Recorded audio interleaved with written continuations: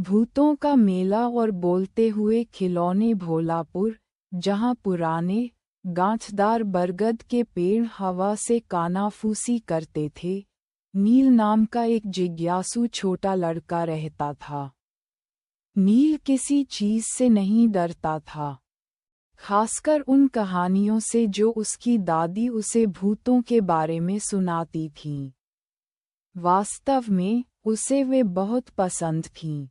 एक हवादार शाम को, जब सूरज पारसनाथ पहाड़ियों के पीछे ढल रहा था, आसमान को नारंगी और बैंगनी रंगों से रंगते हुए, दादी ने घोषणा की, कल नील भूतों का मेला है। नील की आंखें फैल गईं। भूतों का मेला? सच में, दादी? दादी मुस्कुराईं। असली भूत नहीं, मूर्ख। यह एक खास मेला है जहां लोग कपड़े पहनते हैं और सभी तरह के डरावनी थीम वाले खेल और झूले होते हैं। लेकिन इस साल, वे कहते हैं, एक नई दुकान है जहां बोलने वाले खिलौने हैं। अगली सुबह हवा उत्साह से भरी हुई थी। नील अपनी पसंदीदा सुपरहीरो टी शर्ट पहने हुए दादी की साड़ी खींच रहा था। मेले का मैदान रंगों और आवाज़ों का दंगा था। वहाँ चमकते हुए मुखौटे, डरावनी लालटेन और आंखें जैसी दिखने वाली मीठी चीज़ें बेचने वाली दुकानें थीं। नील ने भूत के सींग में अंगूठी डालो के खेल में हाथ आजमाया और हंसा जब एक दोस्ताना पिशाच ने उसे एक गुब्बारा दिया। लेकिन उसका दिल बोलने वाले खिलौनों को खोजने पर लगा था।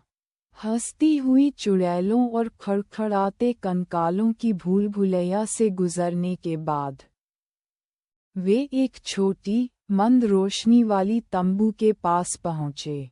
उस पर एक बोर्ड लगा था जिस पर लिखा था, बोलते हुए खिलौने, उनकी फुसफुसाहट सुनो। अंदर, तंबू अलमारियों से भरा था जिन पर गुड़िया, एक्शन फिगर और रोएदार जानवर ऊंचाई तक सजे थे। वे साधारण दिखते थे, लेकिन हवा में एक हल्की सी गुनगुनाहट भरी थी। नील ने एक धूल भरा पुराना टेडी बियर उठाया। नमस्ते, उसने फुसफुसाया। अपने पूर्ण आश्चर्य के लिए, टेडी बियर ने अपनी बटन जैसी आंखें झपकाईं और एक छोटी, चरचराती आवाज में कहा, सोने से पहले अपने दांत ब्रश करना न भूलें। नील चौंक गया। उसने भालू को गिरा दिया। अगला, उसने एक सुपरहीरो एक्शन फिगर उठाया। तुम्हारी सुपर पावर क्या है? उसने पूछा। एक्शन फिगर ने अपनी प्लास्टिक की छाती फुलाई। मेरी सुपर पावर यह सुनिश्चित करना है कि तुम अपनी सब्जियां खाओ, उसने जोर से कहा। नील खिलखिलाया। ये किसी भी भूत की कहानी से कहीं बेहतर था। उसे गुलाबी पोशाक में एक सुंदर गुड़िया मिली। तुम्हें क्या करना पसंद है? उसने पूछा।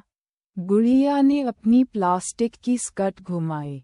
मुझे सभी के प्रति दयालु होने के बारे में गाने गाना पसंद है, उसने चहकते हुए कहा। नील ने तंबू में घंटों बिताए, खिलौनों को सुनते हुए। वहाँ एक चिड़चिड़ा पुराना रोबोट था जिसने उसे अपना कमरा साफ करने की याद दिलाई। एक शरारती बंदर था जिसने उसे हमेशा अपनी मिठाइयाँ साझा करने की सलाह दी। और एक बुद्धिमान पुराना उल्लू था जिसने उसे हर दिन एक किताब पढ़ने के लिए कहा। हर खिलौने की एक अनोखी आवाज़ और एक खास संदेश था, हमेशा कुछ मददगार और अच्छा। जैसे ही सूरज फिर से ढलने लगा, लंबी छायाएं डालते हुए, दादी ने कहा, चलने का समय हो गया, नील। मेला बंद हो रहा है। नील ने अनिच्छा से एक छोटा लकड़ी का घोड़ा नीचे रखा। काश मैं उन सभी को घर ले जा पाता, उसने आह भरी। लकड़ी का घोड़ा अचानक हिनहिनाया। तुम हमारी बुद्धिमत्ता अपने दिल में रखते हो, छोटे दोस्त, उसने धीरे से हिनहिनाया। नील मुस्कुराया। उसे खिलौनों को घर ले जाने की जरूरत नहीं थी। उनके शब्द, उनकी कोमल सलाह और चंचल यादें उसके मन में जगह बना चुकी थीं।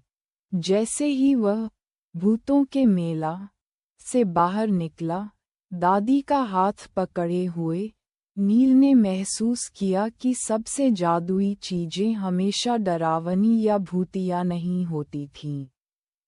कभी-कभी वे बस साधारण खिलौने होते थे जिनकी असाधारण आवाजें होती थीं, जो उसके जैसे छोटे लड़कों को खुद का सबसे अच्छा संस्करण कैसे बनना है, सिखाते थे। और उस रात अपने कमरे की शांति में उसे अपने दांत ब्रश करना याद आया, ठीक वैसे ही जैसे धूल भरे पुराने टेडी बियर ने सलाह दी थी।